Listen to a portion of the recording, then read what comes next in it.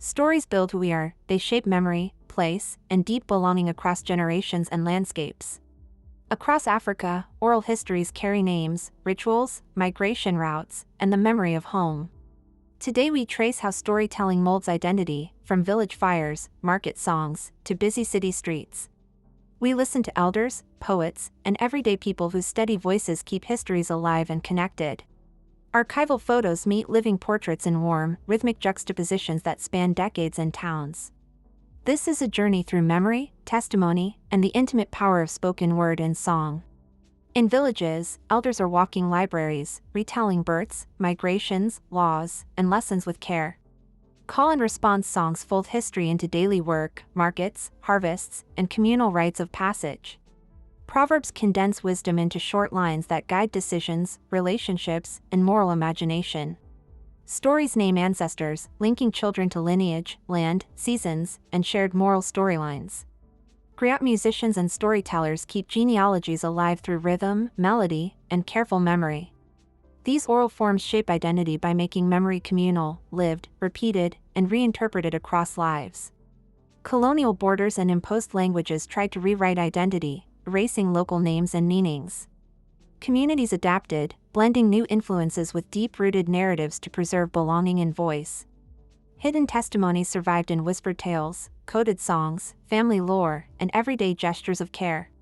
Resistance stories traveled quietly across borders, sustaining resilience during oppression, exile, and displacement.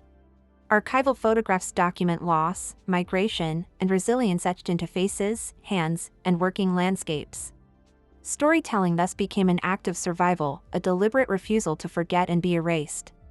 Today's storytellers use radio, film, theater, and social platforms to reconnect people with ancestral histories. Personal testimony centers voices once sidelined, women, youth, migrants, reshaping national and communal narratives with urgency and nuance. Community projects record elders, creating local archives that honor context, consent, and relational truth in place. Contemporary artists remix archives with new images and music, creating layered, living narratives for now and tomorrow. Young people blend tradition, technology, and activism to imagine inclusive, evolving identities across generations and cities. These revived stories create belonging that crosses generations, cities, and diasporas with renewed dignity and care. Storytelling remains a compass, guiding how societies remember, reckon, heal, and choose collective futures together. When we listen deeply, we inherit wisdom and the responsibility to keep voices alive and responsibly shared. Captions, recordings, and archives make testimony accessible while striving not to replace the oral intimacy of gatherings.